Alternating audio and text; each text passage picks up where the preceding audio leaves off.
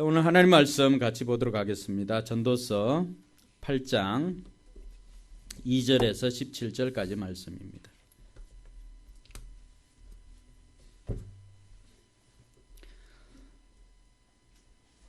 전도서 8장 2절에서 17절, 불편하지 않은 분들은 자리에 일어나서 함께 하나님 말씀으로 받겠습니다.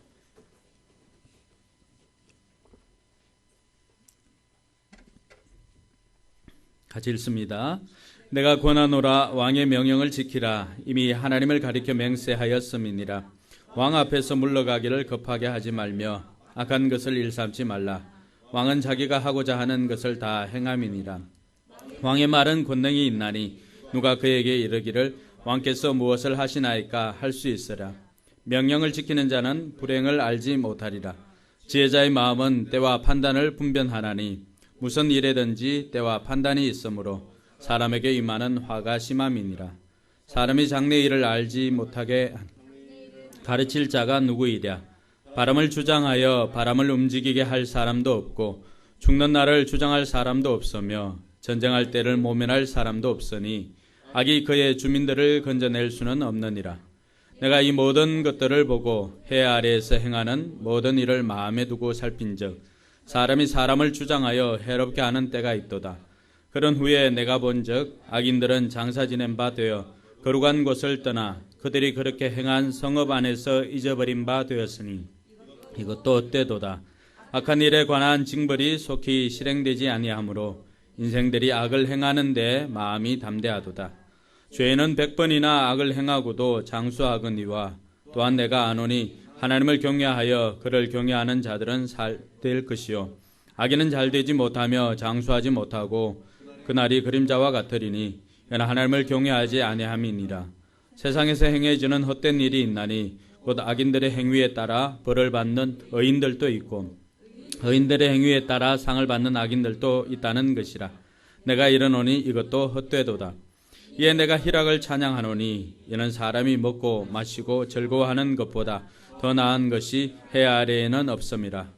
하나님이 사람을 해 아래에서 살게 하신 날 동안 수고하는 일 중에 그러한 일이 그와 함께 있을 것이니라. 내가 마음을 다하여 지혜를 알고자 하며 세상에서 행해지는 일을 보았는데 밤낮으로 자지 못하는 자도 있도다. 또 내가 하나님의 모든 행사를 살펴보니 해 아래에서 행해지는 일을 사람이 능히 알아낼 수 없도다. 사람이 아무리 애써 알아보려고 할지라도 능히 알지 못하나니 비록 지혜자가 아노라 할지라도 능히 알아내지 못하리로다. 아멘. 예, 앞뒤 좌우로 주변에 있는 분들과 한 5분들 손잡아 주시면서 함께 예배 드리게 되어서 영광입니다. 하늘 복 많이 받으시기 바랍니다.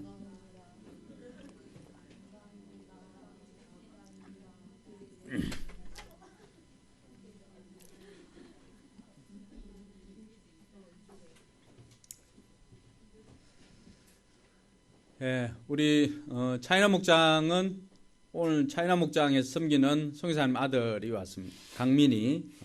예.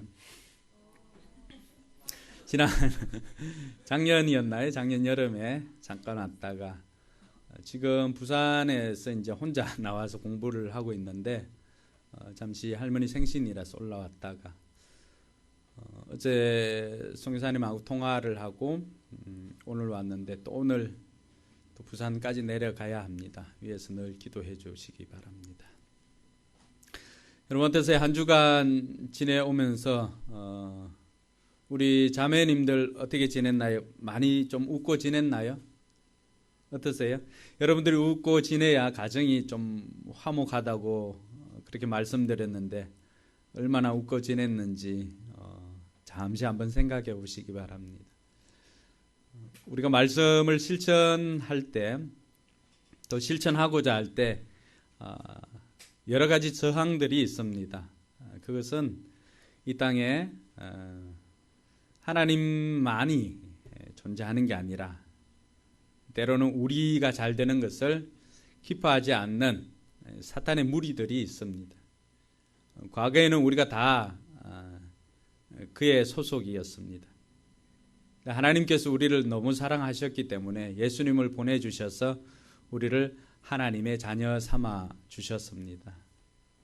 그러니까 자기의 소유를 빼앗기니까 사단은 언제나 어떻게 하면은 자기 소유를 되찾으려고 우리를 방해합니다. 그래서 여러분들이 말씀대로 살고자 하면 할수록 저항들은 더 생길 수도 있습니다. 근데 놀라운 것은 여러분들이 하나님의 자녀가 된 것, 그 근거가 그런 사탄의 방해를 물리칠 수가 있습니다. 저와 여러분들이 하나님의 자녀가 된 것은 우리의 힘과 능력이 아니라 예수 그리스도로 말미암아서 하나님의 자녀가 되었습니다. 할렐루야. 그래서 여러분들에게 있는 예수 그리스도의 이름으로 선포하시면은 사단은 꼼짝도 못하는 것입니다. 심지어는 꿈속에서도 여러분들 예수 그리스도의 이름으로 선포하면은 악한 것들이 달려들다가도 꿈속에도 사라지는 것이 예수 그리스도의 이름입니다. 근데 이것을 우리가 잘 알지를 못하니까 제대로 사용을 못하는 것 같아요. 실제로 여러분들이 살아가면서 삶에 힘들고 어려운 일이 있거나 아니면은 힘들게 하는 사람이 있으면은 겉으로 하지 말고 속으로 예수 그리스도의 이름으로 분노의 영은 결박될지어다 이렇게 결박시키면 돼요. 한번 사용해 보시기 바랍니다. 근데 겉으로 이렇게 소리내서 하면은 굉장한 오해를 받고 여러분들이 몰매를 맞을 수가 있습니다. 근데 실제적으로 그렇게 사용하면은 효과적입니다. 그래서 우리가 말씀을 듣고 그치지 말고 그 말씀을 오늘은 어떤 것을 내가 마음에 새기고 갈까?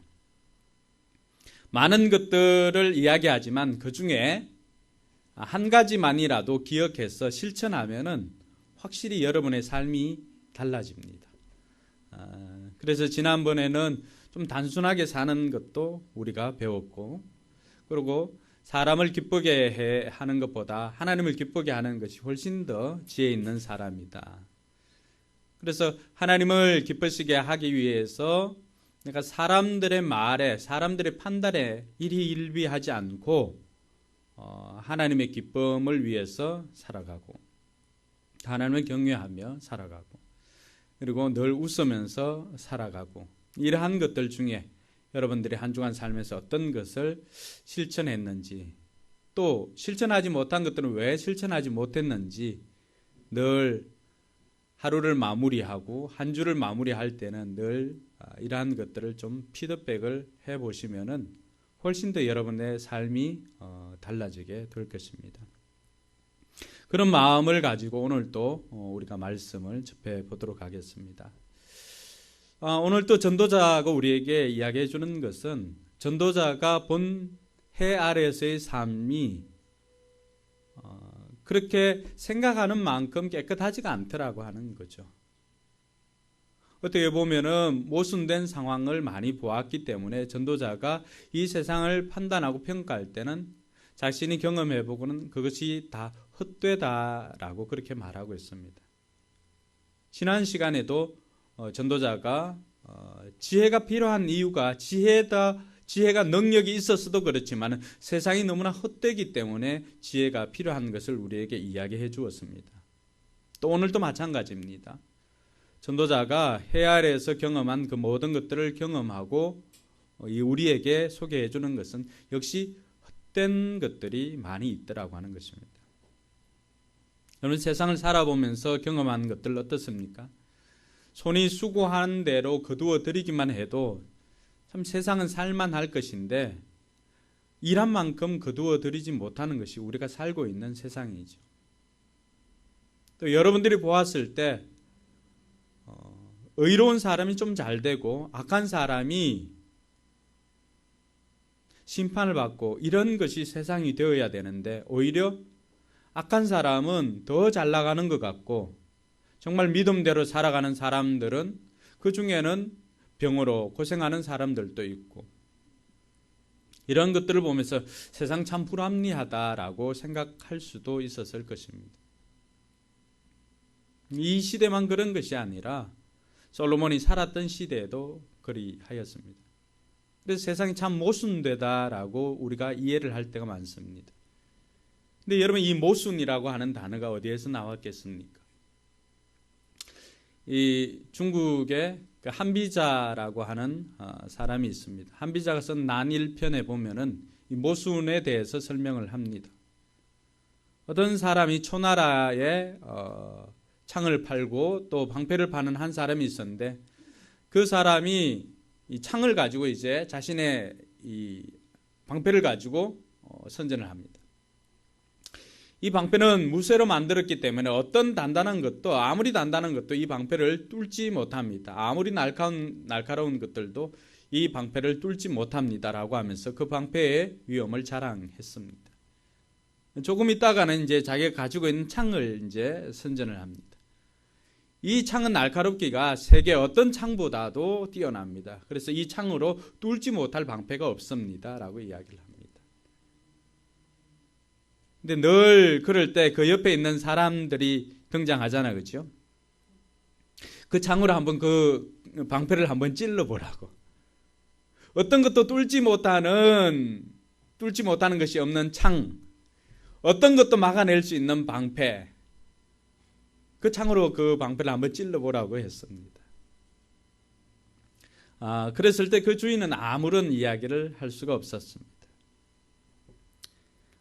여기서 이제 창모자에 방패 순자를 써서 앞뒤가 맞지 않는 것을 모순이라고 이야기를 합니다. 근데 이 세상에 살아가다 보면은 이런 모순된 상황이 너무나 많습니다.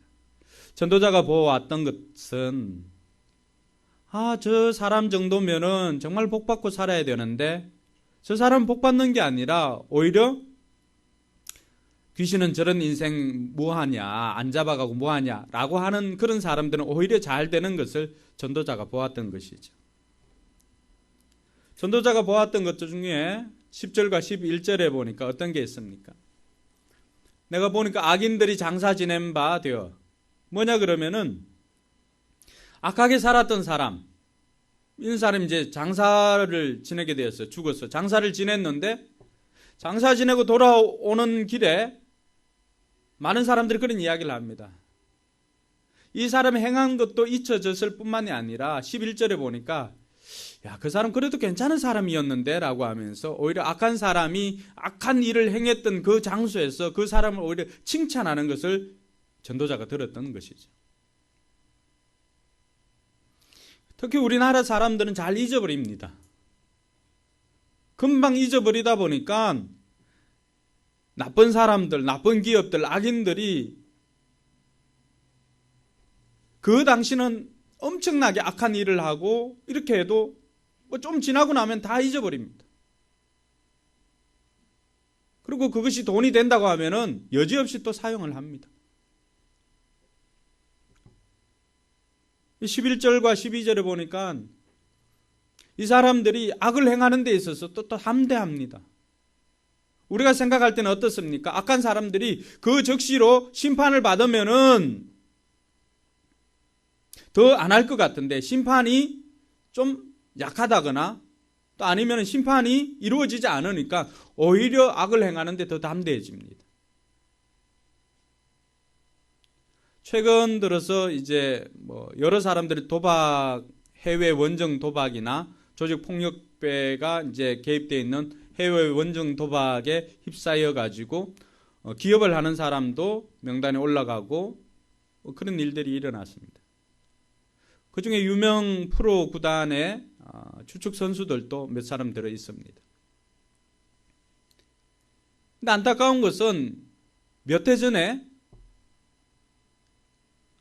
그 구단 소속의 16명의 선수들이 원정 도박은 아니지만 도박에 관련되어서 징계를 받았습니다. 그때 제대로 심판이 되었다면, 그들이 타산지석으로 여겼다면 이와 같은 일은 없었을 것인데 라고 하는 생각이 들 수 있을 것입니다. 전도자가 보았던 것이 그것입니다. 바로 심판을 당하지 않으니까 죄 짓는데 더욱더 담대해지더라고 하는 것입니다. 아이들도 마찬가지죠. 엄마 지갑에 1,000원, 2,000원 빼나가는 것, 그때 제대로 혼을 안 내니까 어땠습니까? 이제는 좀 더 큰 돈을 훔쳐가는데 아무런 양심에 거리낌이 없습니다. 담대해집니다. 예전 같으면 어떻게 할까요? 손모가지를 잘라버립니다. 그러면 다시도 그런 일이 없지. 오늘 저와 여러분들도 마찬가지예요. 우리가 구약의 그 율법을 그대로 적용하면은 여기 과연 몇 사람이 살아있을까요? 저 역시도 장담 못할 것 같아요. 장담 못하는 게 아니라 아예 살아있지를 못합니다. 형제를 나가라고 하는 사람, 그 형제한테, 형이나 동생한테 바보라고 했던 사람 죽습니다. 그 말이 이루어지면 어떻게 될까요, 여러분들? 살아있을 사람 많지 않죠. 부모에게 망령되이 행한 자, 돌에 맞아 죽습니다. 자, 그러면 우리 중에 부모님 말을 거역하고 부모님께 역정내고 했던 사람 어떻습니까? 살아남을 사람이 거의 없습니다.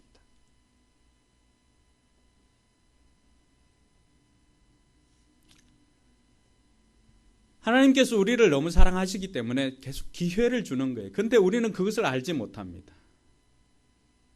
자녀들도 그것을 알지 못합니다.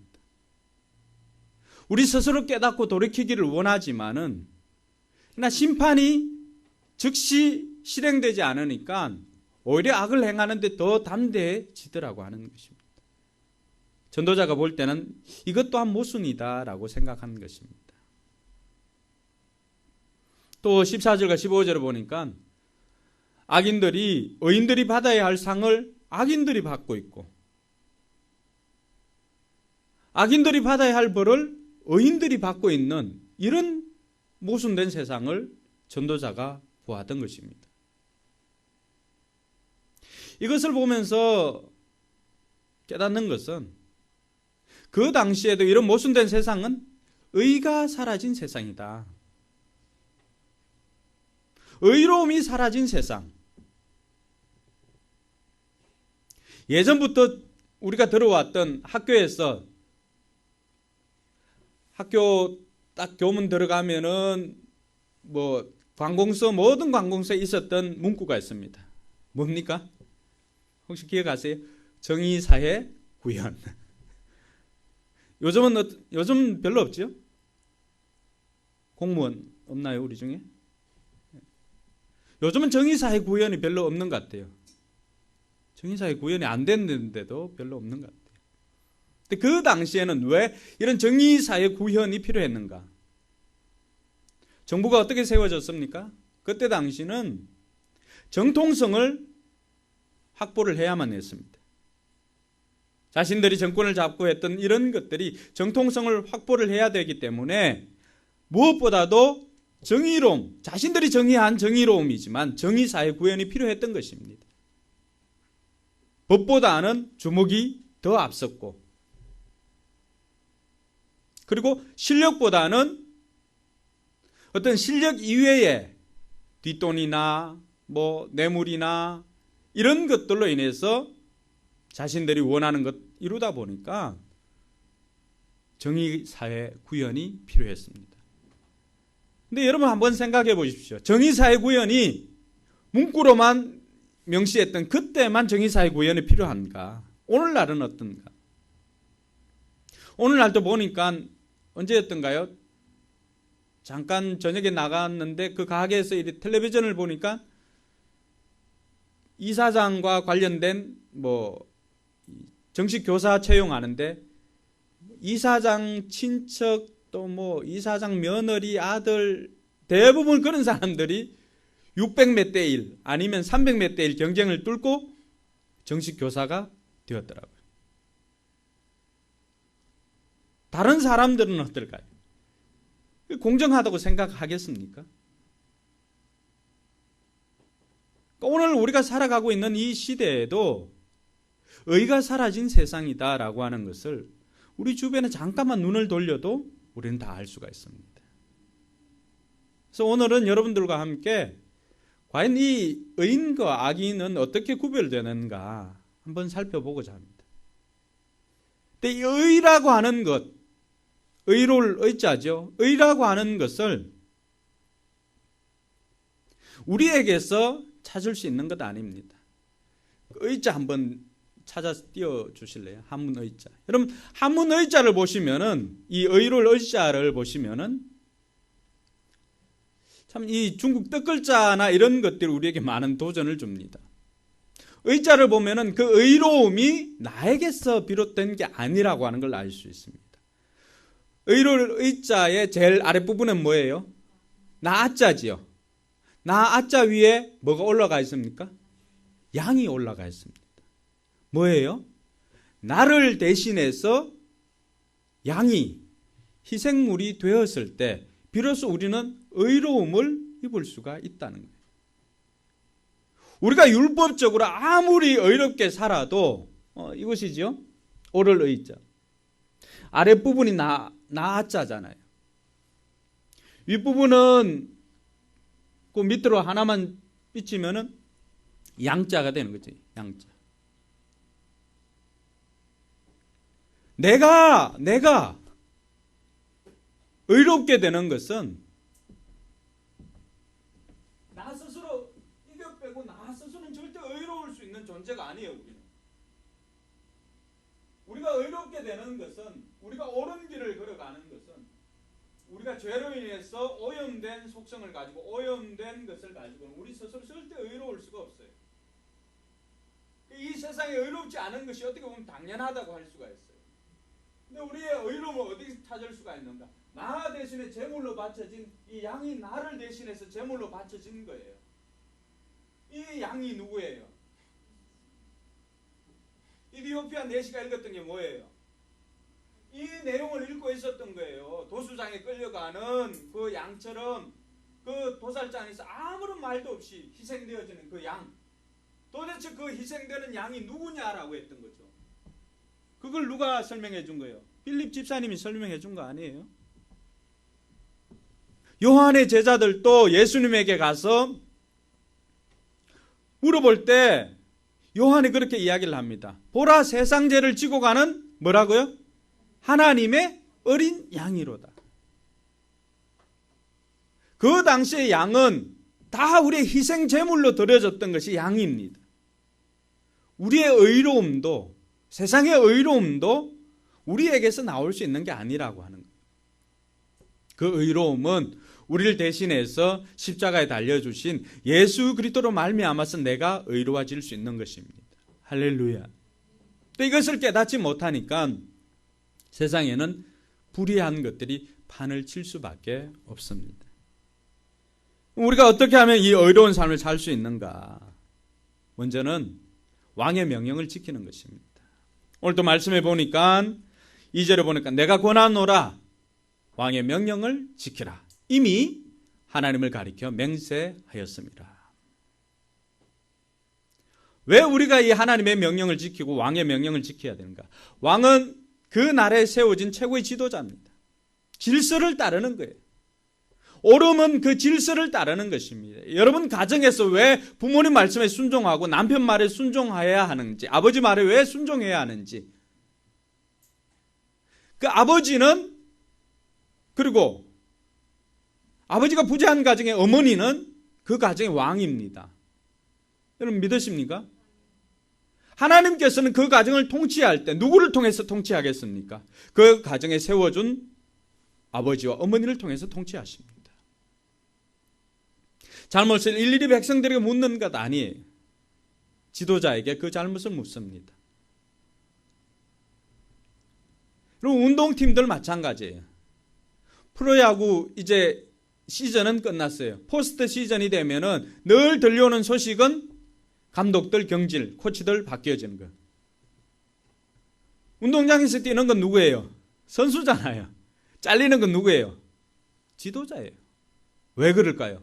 책임을 지도자에게 묻기 때문입니다. 우리 교회가 잘 되고 우리 교회가 부흥하고 하면은 여러분들이 다 하나님 나라의 상을 받습니다. 근데 우리 교회가 하나님의 뜻을 제대로 시행하지 않으면 하나님 그 책임을 누구에게 물을까요? 저에게 묻는 거예요. 그래서 세워진 질서에 우리가 순종하는 게 필요합니다.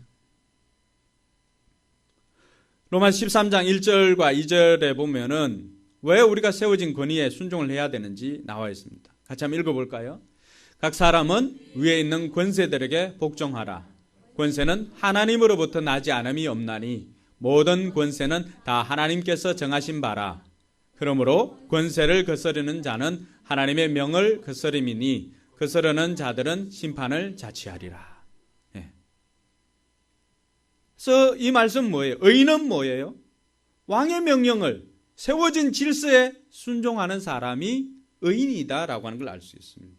악인은 그 세워진 질서를 거스르는 사람이 악인이다라고 하는 것을 알게 되는 것입니다. 그래서 이러한 의인과 악인의 삶이 어떤 결과가 있는가? 5절에 보면은 의인들은 하나님의 왕의 명령을 지키니까 어떻게 됩니까? 불행을 알지 못하리라. 우리가 행복을 쫓아 살면은 행복을 누리는 사람들이 많지 않습니다. 근데 어떻게 할 때 우리가 행복을 누리게 됩니까? 명령을 지킬 때. 명령을 지키는 과정 중에서 얻게 되는 것이 명령을 지키게 되니까 불행을 알지 못하니까 불행을 알지 못하면 반대로 우리가 누리게 되는 게 뭐예요? 행복이죠, 행복. 우리 자녀들 오늘 잘 들어봐요. 여러분들이 행복하고 싶잖아요. 그죠? 행복 안 하고 싶어요? 행복하고 싶은데 그 비결은 다른 게 아니에요. 명령을 지키는 자. 아버지 어머니 말씀에 네 알겠습니다 라고만 해도 여러분 삶이 달라진다고 제가 누누이 이야기하는 게 바로 이것입니다. 명령을 지키기만 해도 우리는 불행을 알지 못하는 사람이 됩니다. 여러분 스스로 야 나는 왜 이렇게 불행하지? 답이 나왔어요. 왜 그래요? 명령을 안 지키기 때문에. 지난번 우리가 지혜 있는 사람이 누구라고 했어요? 의외로 단순하다고 그랬죠. 하라고 하면 하고 하지 말라고 하면 하지 않는 거. 그게 지혜 있는 사람이라고 했어요. 내 인생이 왜 이렇게 불행할까?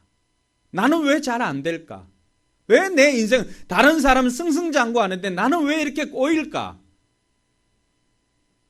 성경이 가르쳐주는 지혜는 명령을 지키지 않았기 때문이라고 말합니다. 6절에 보니까 악인들의 그 삶의 행태가 나옵니다. 같이 읽습니다. 무슨 일에든지 때와 판단이 있으므로 사람에게 임하는 화가 심함이니라. 그래서 의인들은 질서에 순종하고 하다 보니까 이 때와 판단을 구분할 줄을 압니다. 근데 악인들은 때와 판단을 구분하지 못하고 내가 이때 어떤 태도를 해야 할지, 내가 이때 어떤 처신을 해야 될지 그것을 잘 알지 못하니까 화가 임하게 되는 것입니다. 태도의 문제. 내가 세워진 권위자에게 얼마나 순종하는가. 그것이 결국엔 우리의 삶을 좌지우지하더라고 하는 것입니다. 의로운 사람은 세워진 질서에 순종하고 그 명령을 지키는 사람이 의로운 사람입니다.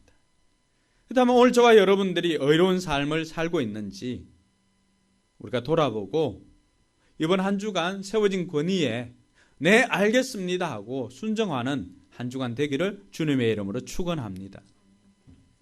둘째는 하나님을 경외하는 자가 의인입니다. 우리의 뜻대로 의인이 되는 것이 아니기 때문에 하나님께서 세워주신 그 권위에 순종할 뿐만이 아니라 하나님께 올바른 태도를 가지고 하나님을 경외하는 사람이 곧 의로운 사람인 것을 알 수가 있습니다. 하나님께서 우리에게 이 의로운 사람이 하나님을 경외했을 때는 어떤 일이 일어나는가를 이야기를 해줍니다. 12절 한번 볼까요? 12절에 보니까 같이 읽습니다. 죄는 100번이나 악을 행하고도 장수하거니와 또한 내가 아노니 하나님을 경외하여 그를 잘 될 것이요. 여러분들이 이 말씀대로 이루어지길 주님의 이름 축원합니다. 뭐 하는 자가 잘 된다고요? 경외하는 자들. 여러분 다들 하나님 앞에, 아니 여러분 인생에 잘 되기를 원하잖아요. 여러분들이 하는 일 잘 되기를 원하잖아요.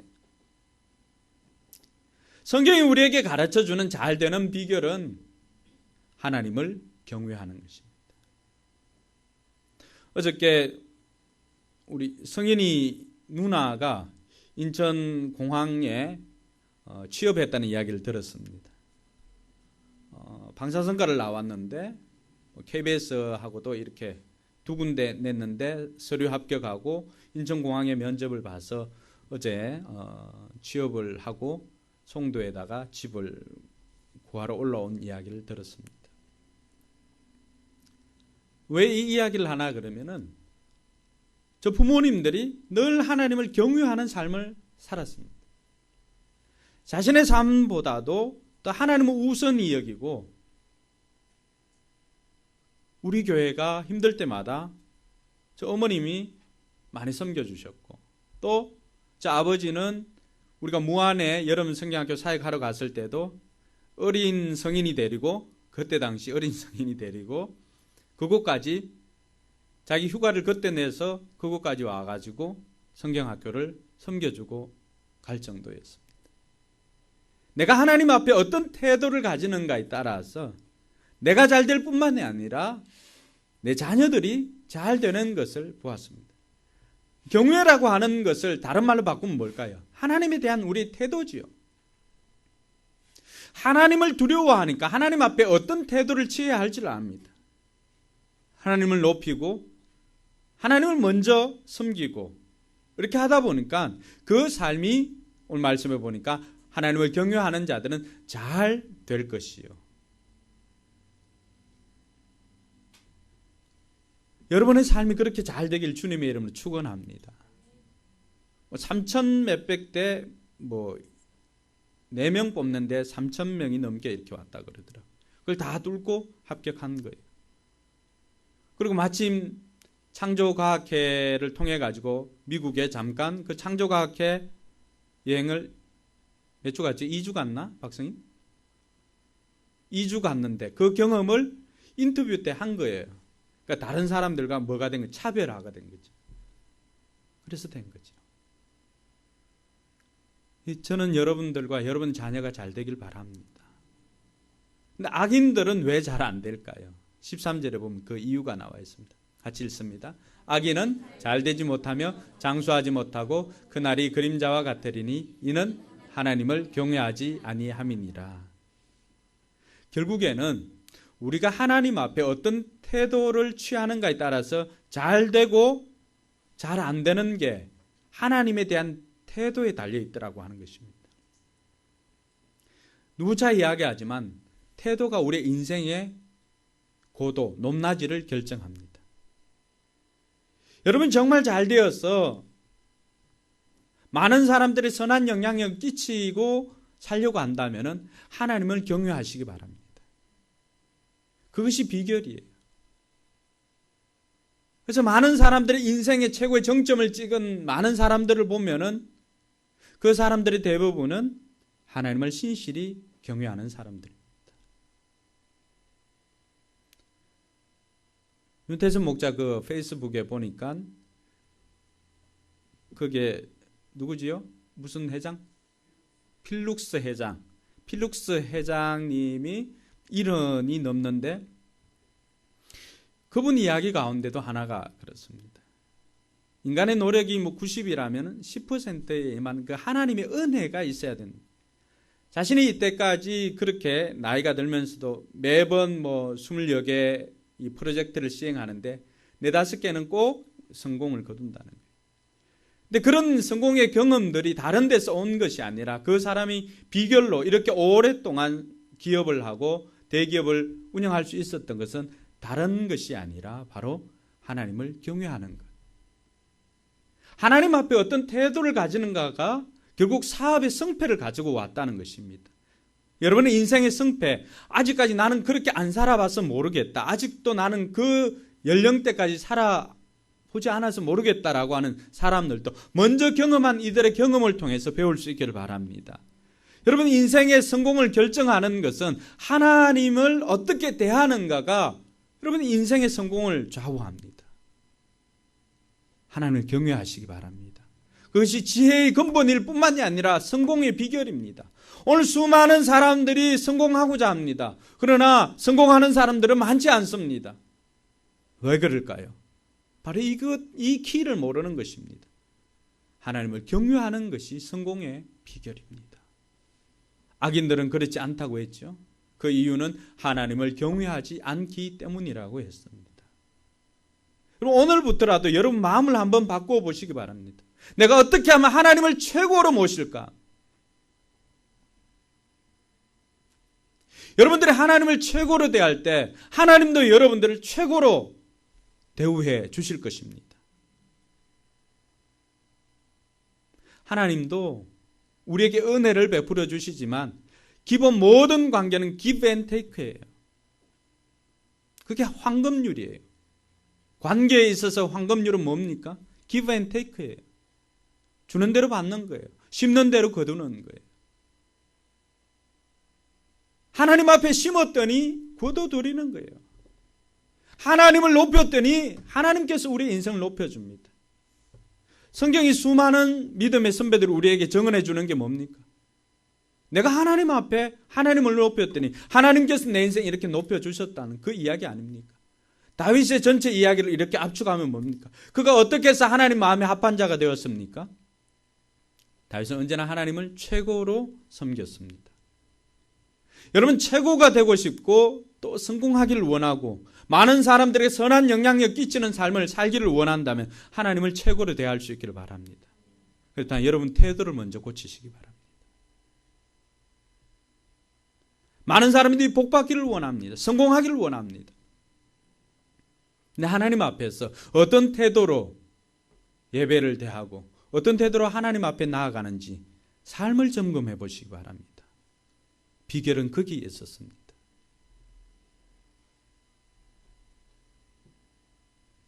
내가 평소에 뭘 생각하고 있는가? 그것이 여러분입니다. 그때 담임 목사님이 행정 보는 서무 집사님에게 그 주간 설교 제목을 가르쳐 줬어요. 시험이 오나 겁없네. 근데 주보에 나온 거는 시험이 오나 겁없네가 나오는 게 아니라 시험이 오나 겁없네 이렇게 나왔다는 거예요. 이해가 됩니까? 그 행정 보는 서무 집사님의 생각에는 맨날 시어머니 그 스트레스에 근데 은혜를 받고는 어떻게 합니까? 목사님이 설교 제목으로 시험이 오나 겁없네 그 집사님 오늘 이번 주 제목은 시험이 오나 겁없네예요 이렇게 했는데 그 집사님 늘 마음에 생각하는 게 시험이를 늘 시험이 오나 겁없네 이렇게 하고 그날 주보에 그렇게 실린 거예요. 여러분 마음속에 뭘 생각하고 계세요? 여러분 매일 아니면은 매주 목장 모임에서 주로 나누는 게 뭡니까? 여러분 늘 그게 잡혀 있는 거예요. 누르기만 하면은 예수천당 불신지옥이 나는 사람이 있는가 하면 누르기만 하면은 세상 이야기 나오는 사람도 있습니다. 하나님을 경외하는 사람들은 하나님을 묵상합니다. 누르면 하나님이 나올 수밖에 없습니다. 저는 목사로서 여러분들에게 축복하기를 원합니다. 여러분들이 하나님을 경외함으로 이 땅에서도 잘 되시고 주님 앞에서도 칭찬 듣기를 주님의 이름 축원합니다. 의인은 누구인가? 하나님을 의지하는 자가 의인입니다. 오늘 17절 말씀해 보니까 17절에는 미래를 알 수 없다고 했습니다. 내가 하나님의 모든 행사를 살펴보니 해 아래서 행해지는 일을 사람이 능히 알아낼 수 없다. 사람이 아무리 애써 알아보려고 할지라도 능히 알지 못하나니 비록 지혜자가 아노라 할지라도 능히 알아내지 못하리로다. 하나님을 알 수 없고 해 아래서 행하는 일을 사람이 능히 알지 못하고 하지 못한다면 우리가 해야 될 것은 더욱더 하나님을 의지하는 것입니다. 그게 지혜자고 그게 의로운 사람입니다. 의로움이 내게서 나오지 않는다면 우리는 더 주님을 가까이 해야 됩니다. 사자성어 중에 근묵자흑이 있죠. 뭐예요? 묵과 먹을 가까이 하면은 금어질 수밖에 없는 것이죠. 왜 우리 선인들이 까마귀 노는데 백로에 가지 말라고 했습니까? 가면은 깃털이라도 하나 이렇게 묻어오면 그 흰 백로조차도 검어질 수가 있기 때문입니다. 왜 사람들은 청년들만 노는 물을 중시했을까요? 아니에요. 나이트클럽만 물이 중요한 게 아니라 여러분 삶에도 노는 물이 중요합니다. 그게 여러분 인생의 결정판이에요. 왜 사람들이 지위를 높여가려고 할까요? 노는 물이 다르기 때문에 그렇습니다. 우리가 하나님을 알지 못하고 미래가 우리에게 결정된 것이 아니라고 한다면 더 하나님을 의지하는 사람이 더 의로운 사람이 되는 것입니다. 어떻게 하는 것이 하나님을 의지하는가? 시편 1편에 보면은 여호와의 율법을 즐거워하여 주야로 묵상하는 자가 의로운 자라고 합니다. 악인들은 그렇지 않다고 했죠. 악인들은 어떻게 하는 거예요? 악인들은 죄인들의 길에 서고 오만한 자의 자리에 앉고 또 어떻게 합니까? 그 다음 잊어버렸네. 긋고 서고 앉고. 악인들은 생각이 악하고 또 악한 사람들의 게임에 넘어갈 뿐만 아니라 그 자리에 서고 또 자기도 악에 물들어서 행하는 것을 볼 수가 있습니다. 그런데 오직 여호와의 율법을 즐거워하는 이 사람은 의인들은 그렇지 않음이여 라고 하면서 하는 것이 여호와의 율법을 즐거워하는 사람, 주야로 묵상하는 사람이라고 했습니다. 우리가 어떻게 하면 하나님을 의지하는가? 하나님 말씀을 가까이 하는 사람, 그 말씀을 가까이 해서 묵상하는 사람이 하나님을 더 의지하는 사람입니다. 내 뜻대로 사는 사람이 아니라 하나님 뜻대로 사는 사람이죠. 시편 37편 5절과 6절에 보면은 우리가 하나님 앞에 우리의 길을 맡기면 그 사람은 의를 이룬다고 합니다. 같이 읽습니다. 내 길을 여호와께 맡기라. 그를 의지하면 그가 이루시고 내 일을 빛같이 나타내시며 내 공의를 정오의 빛같이 하시리로다. 여러분들이 하나님께 맡기면은 하나님께서 여러분들을 어떻게 해주신다는? 의를 빛같이 나타내 주신다 그래요.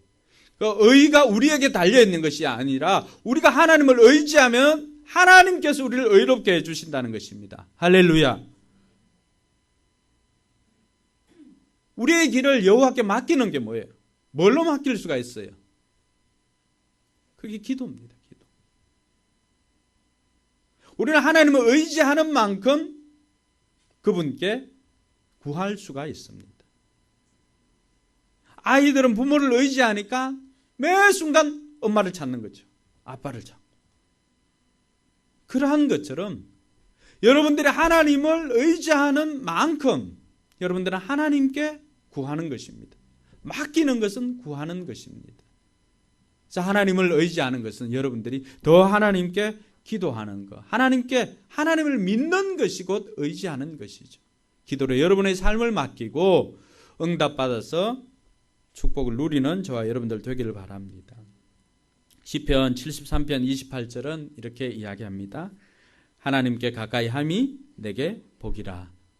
내가 주 여호와를 나의 피난처로 삼아 주의 모든 행적을 전파하리이다.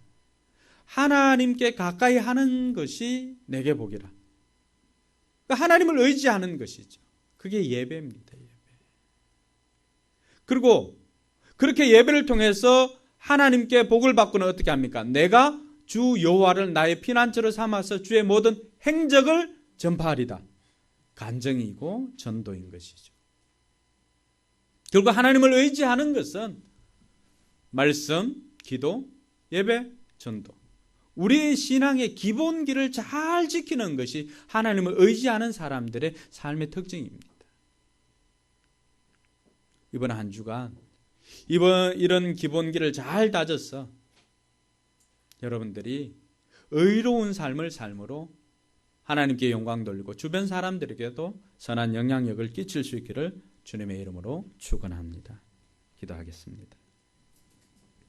여러분, 이 시간 기도할 때 오늘 말씀을 듣고 한번 생각해 보시기 바랍니다. 나의 이때까지 삶이 의로운 의인의 삶이었는지 아니면은 의를 추구했지만은 악한 모습으로 살아갔는지 한번 돌아보시기 바랍니다. 여러분의 삶이 의롭지 못하였다면은 돌이켜 회개하시고 다시금 하나님을 경외하고 하나님의 명령을 지키고 하나님을 의지하는 삶을 살도록 결단할 수 있기를 바랍니다. 기도하겠습니다.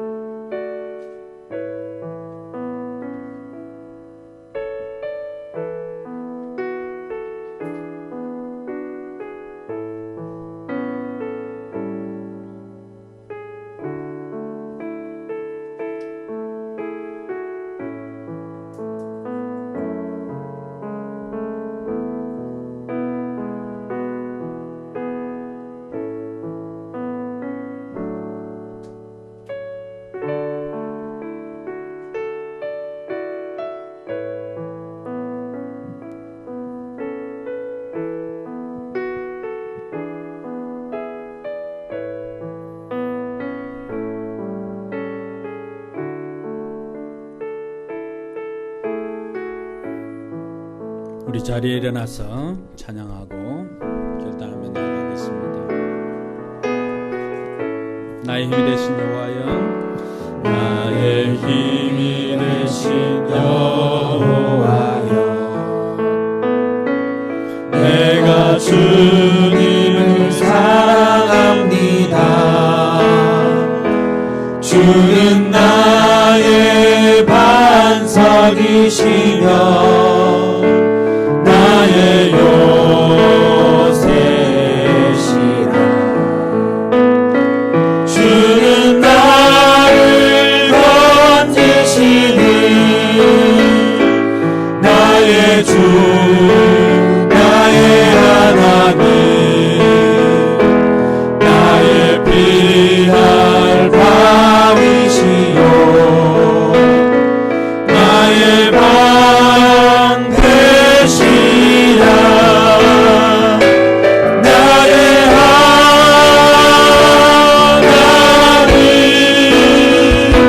나의 하나님,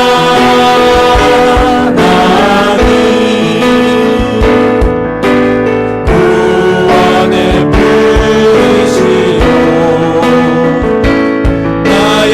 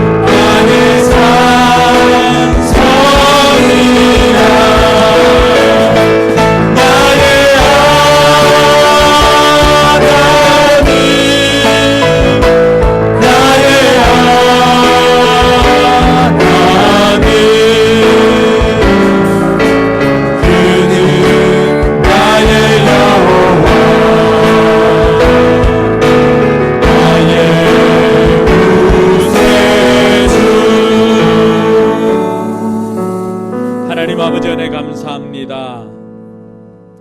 우리의 인생의 복과 불행이 왕의 명령을 지키는 것에 달려 있고, 우리가 이 땅에서 행복과 불행이 하나님을 경외하는 것에 달려 있고, 우리가 이 땅에서 잘 되고 못 되는 것이 하나님을 경외하는 것에 달려 있고, 우리의 인생의 성공 여부가 하나님을 의지하는 것에 달려 있음을 말씀을 통해서 깨달았습니다. 하나님, 이번 한 주간도 하나님을 대하는 태도가 최고의 하나님께 최고의 영광을 돌리는 우리의 삶이 되게 하여 주시옵소서. 우리의 삶이 하나님을 경외함으로 말미암아서 먼저 하나님 나라와 의를 구하는 삶이 되게 하여 주시고, 한 주간도 하나님만을 의지하여서 하나님께 간구하고 우리의 필요를 구하며 하나님을 높이는 우리의 삶이 되게 하여 주시옵소서. 말씀 묵상을 통해서, 기도를 통해서, 예배를 통해서 하나님을 높이며 하나님을 의지하며 나아갈 때 하나님께서 우리로 하여금 높은 길로 다닐 수 있도록 인도하여 주실 줄로 믿습니다. 이제는 우리 구주 예수 그리스도의 은혜와 하나님의 무한한 사랑과 성령 하나님의 감동과 교통 충만하심의 역사가 의인의 삶을 살고자 다짐하는 우리 모든 성도들 머리 위에와 저들의 삶의 현장과 우리 교회와 또 후원하는 선교지 위에 이제로부터 영원토록 함께 있을지어다. 아멘.